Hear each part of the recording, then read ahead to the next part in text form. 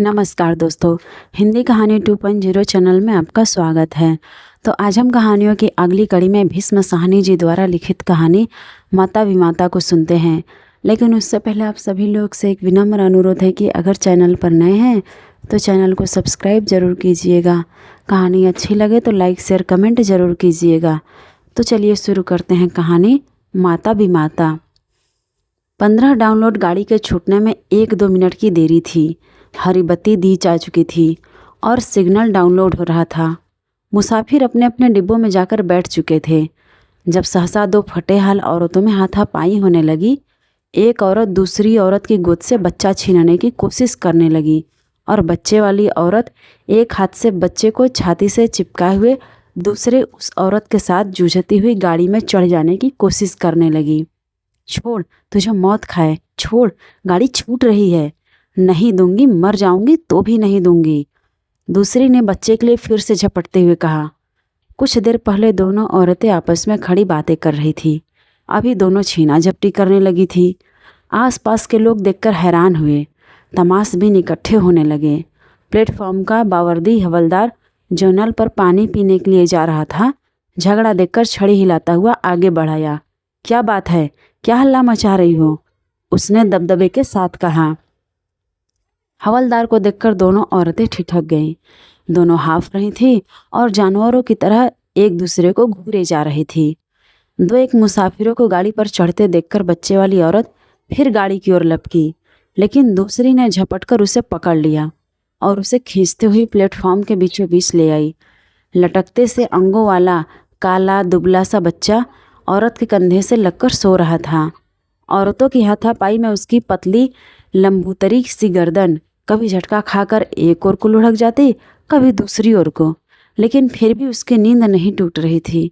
मत हल्ला करो, क्या बात है, हवलदार ने छड़ी हिलाते हुए चिल्लाकर कहा और अपनी पतली बेत की छड़ी दोनों औरतों के बीच खोसकर उन्हें छुड़ाने की कोशिश करने लगा। जो औरत बच्चा छीनने की कोशिश कर रही थी, उसने अपनी बड़ी बड़ी कातर आंखों से हवलदार की ओर देखा और तड़पकर बोली, मेरा बच्चा लिए जा रही है, नहीं दूंगी मैं बच्चा।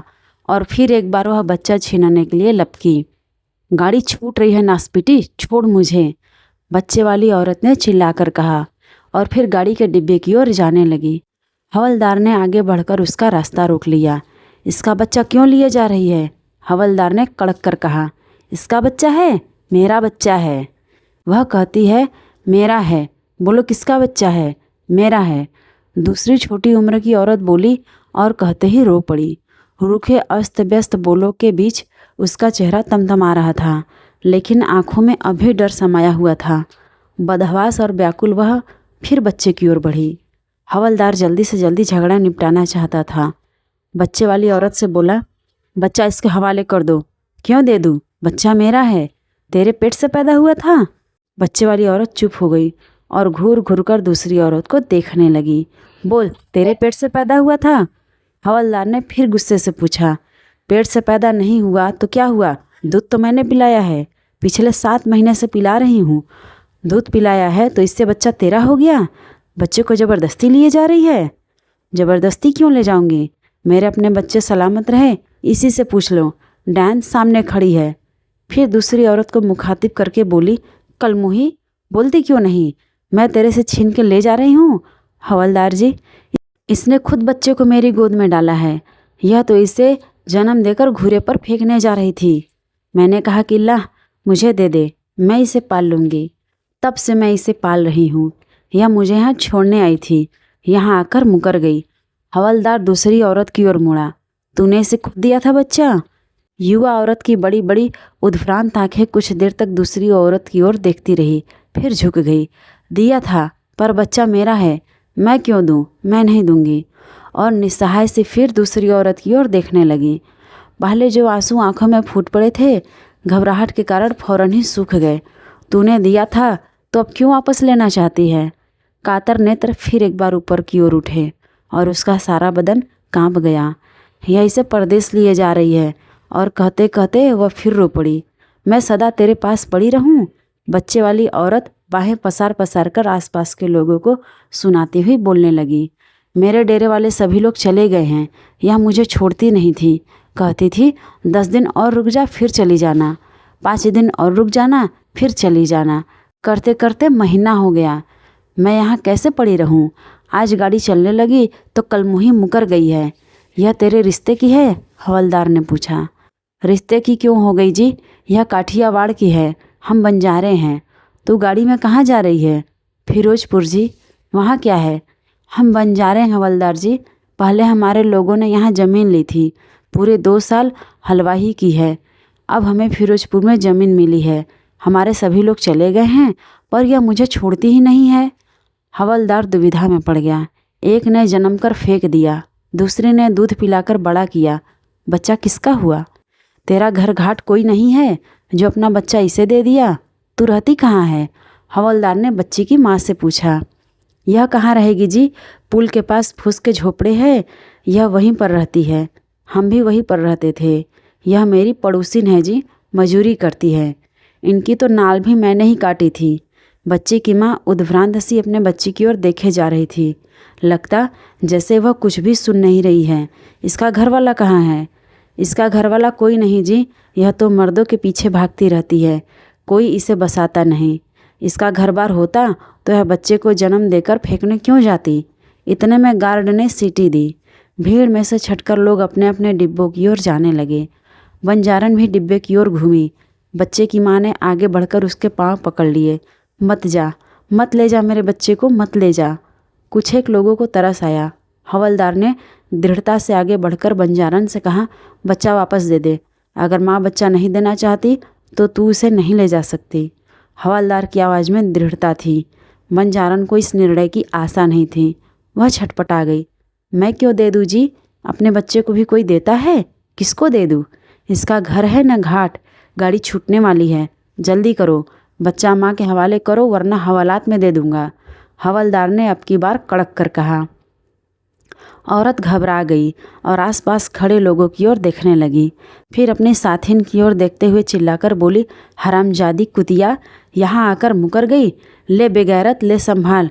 फिर कहना दूध पिलाने को, जहर पिलाऊंगी, इसे भी और तुझे भी। 7 महीने तक अपने बच्चे का पेट काटकर इसे दूध पिलाया है। और झटक कर बच्चा उसके हाथ में दे दिया और फूट फूट कर रोने लगी। माँ ने बच्चा छाती से लगा लिया। बच्चे के मिलते ही वह ममता की मारी रोने लगी। अजीब तमाशा था। दोनों औरतें रोए जा रही थी। दोनों एक दूसरे के दुश्मन, दोनों एक ही बच्चे की माताएं। बेघर लोगों को न हंसने की तमीज होती है न रोने की। और कलह का कारण दुबला पतला पित्त कमारा बच्चा अब भी मुट्ठियाँ भींचे सो रहा था। बंजारन गालियाँ बकती रोती बड़बड़ाती गाड़ी में चढ़ गई। तुम्हें तुम्हारा बच्चा मिल गया है, यहाँ से चली जाओ फौरन। हवलदार ने सोए बच्चे की पीठ पर छड़ी की नोक रखते हुए धमका कर कहा, फौरन चली जाओ यहाँ से। बच्चे को छाती से चिपकाए माँ पीछे हट गई। भीड़ बिखर गई। डिब्बे के दरवाजे में खड़ी बंजारन अब भी चिल्लाई जा रही थी, कंजरी, हरामजादी, तूने इसे जनते ही क्यों नहीं मार डाला? जब भी मार डालेगी तभी मेरे दिल को चैन मिलेगा नासपिट्टी।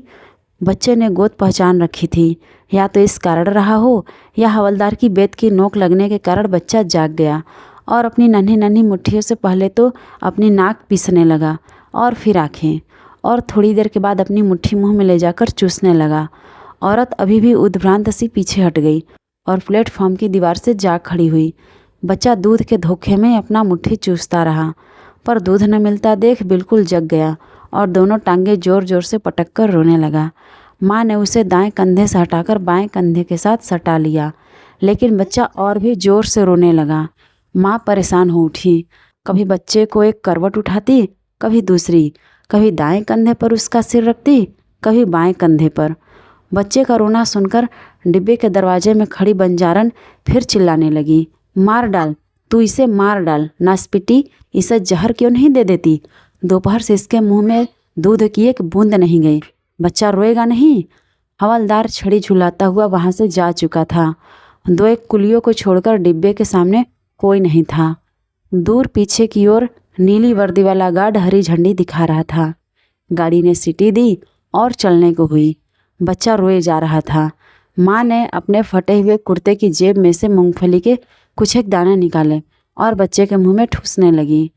नासपिट्टी, यह क्या उसके मुंह में डाल रही है? मेरे बच्चे को मार डालेगी, कसाइन कंजरी। और घूमकर पहले एक छोटा सा टीन का बक्सा और फिर छोटी सी गठरी प्लेटफॉर्म पर फेंकी और बड़बड़ाती गालियाँ बकते हुए गाड़ी पर से उतर आई। हरामजादी, मेरी गाड़ी छुड़ा दी, मौत खाए तुझे नासपिट्टी। गाड़ी निकल गई।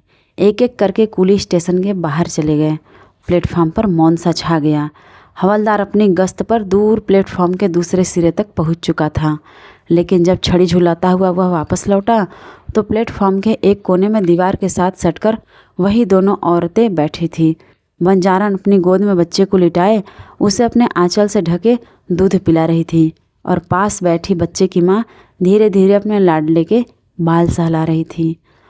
तो आज की ये भीष्म साहनी जी द्वारा लिखित कहानी माता विमाता आपको कैसी लगी, कमेंट करके ज़रूर बताइएगा। और अगर चैनल पर नए हैं तो चैनल को सब्सक्राइब ज़रूर कीजिएगा और अपने दोस्तों को भी शेयर कीजिएगा।